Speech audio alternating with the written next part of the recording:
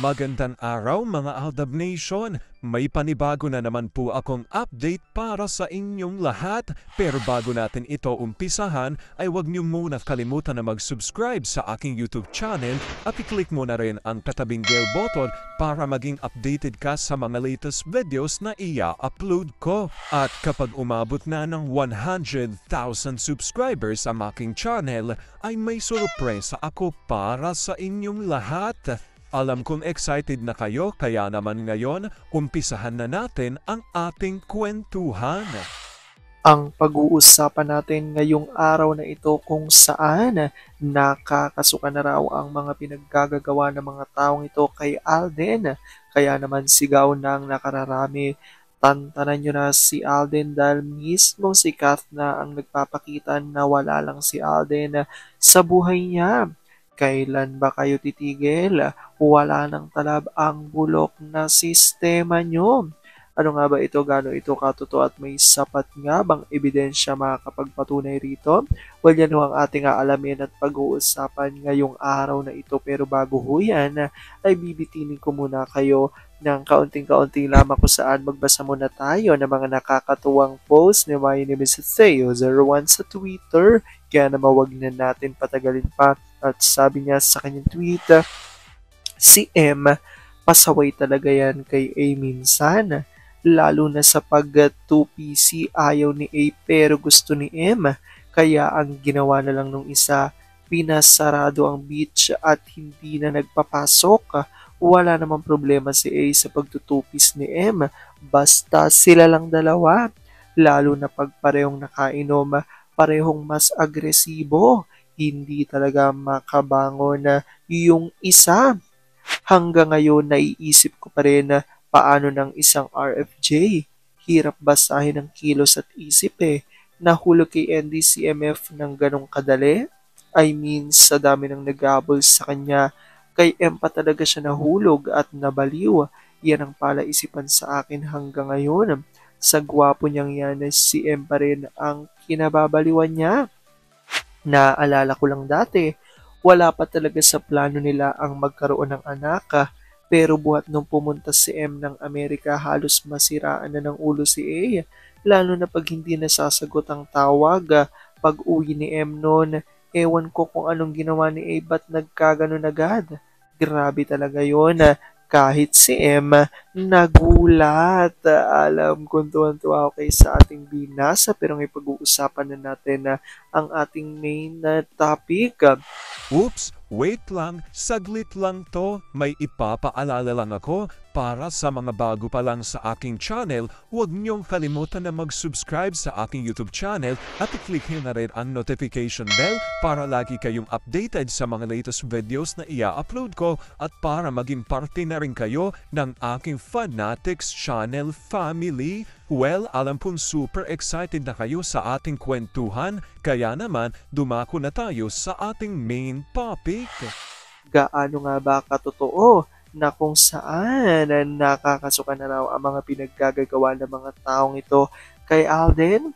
Kaya sigaw ng nakararami, tantanan nyo na si Alden dahil mismong si Kath na ang nagpapakita na wala lang si Alden sa buhay niya. Kailan ba kayo titigil? Wala nang talaba ang bulok na sistema nyo. Gaano nga ba ito katotoo at may sapat nga bang ebidensya ang makakapagpatunay rito? Well, alam kong super excited na kayong malaman yan, kaya naman wag na natin patagalin pa. Unang-una na nga dyan ay galing sa tweet ni Larry 1973 at ayon sa kanyang revelasyon, Hi Showbiz, sila DR at KB, inseparable yet never nilink ng MSM, ABS-CBN at GMA. Dahil may movie, todo push doon sa pambansang sampayang single. Ano na? Hindi pa ba kayo natatauhang ginagamit lang ang idol nyo? Aldab pa rin. At ang tinutukoy nga rito ay makikita sa litrato rito sa ibaba na si Kath at Dom ay palagi ngang magkasama kaya ayon sa Aldab Nation ay tila sila talaga ang manoy tunay na may relasyon. Dahil dito, ito pang reaksyon ng ilan sa Aldab Nation. Sabi ni JLo at Larry, lagi nakikita nga magkasama pero dead mang ABS, GMA and Sack Dance. Pero yung paminsan-minsan magkasama sa promo, binibigyan ng kulay. If is taken, mas lalo na yung tatayin. Almost 10 years na, mas matagal nga lang ang KN. Nakakasukang sistema ng showbiz na si Alden Richards lang ang ginagawa. Bukod tangin sa kanya lang sa ibang A-listers, hindi uubra yan. TY may Sokmed, and when Aldab happened, before fans have no way of knowing the truth, whatever is published by PD columnist, yun a gospel truth, they cannot do it now. Yung nakakita kay A&M, the convos with TD catching him lying about the fake wedding are reasons why up to now Dizzy is failing. Kahit babuyin pa nilang Sokmed accounts ni M, araw-araw posting poop, wala nang talaba, iuulol na lang nila ang mga sarili nila. We are not bobo kasi. Akala nila'y madaling paniwalain ang ADN. They forgot we're no ordinary fans. From all walks of life tayo. I once read a post about a Judge na Aldo fan na nagninong sa kasal, and his message to the newlyweds was all about A&M.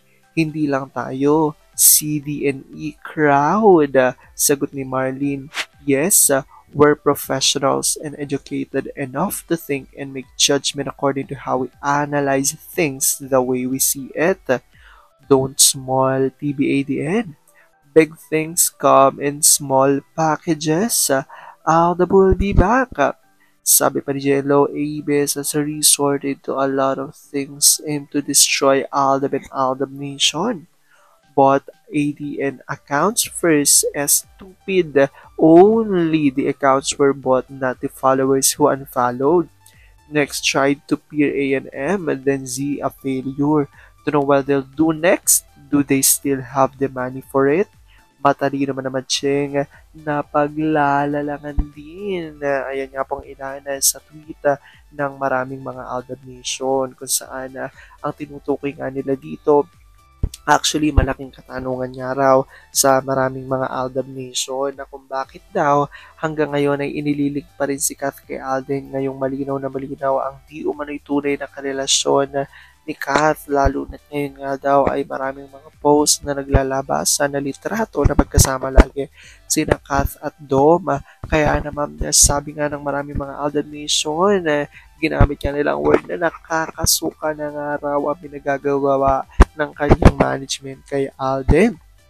At ayon pa nga sa kanila ay dapat tantanan si Alden dahil mismong si Kath na rin ang nagbubuking ng katotohanan na wala talagang namamagitan sa kanila ni Alden ayon yan sa mga Aldab Nation source. Kaya nga sabi ng mga true-blooded Aldab Nation kahit ano pa nga raw ang ilabas ng mga ganitong balita at kahit kanino pa isampay ang pangalan ni Alden ng mga leading ladies ay tila wala nang araw itong talab sa mga Aldab Nation dahil ay nga sa kanila pinagtibay ng araw ng panahon na ang mga ADN at ayon pa sa kanila ay maraming Aldab Nation nga ang edukado kaya hindi na nila mapapaniwala at hindi na uubra yung mga ganitong tactics na ginagawa nila kina Alden at Meng. Kaya nga sabi nga ng maraming mga Aldab Nation hanggang dulo talaga patuloy nga maninindigan sila ng Aldab Machard is real. At ang isa pa nga sa malaking katanungan ng mga Aldab Nation,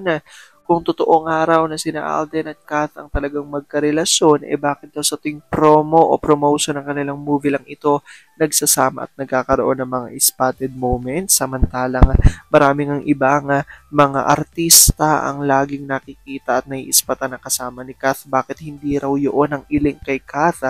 Bakit hindi tantanan si Alden? Gayong si Alden nga raw di umano ay mayroon ng sariling pamilya, which is ang kanyang asawa na nga raw di umano ay si Mengay at may mga anak na nga silang dalawa ayon yan sa maraming mga Aldab Nation.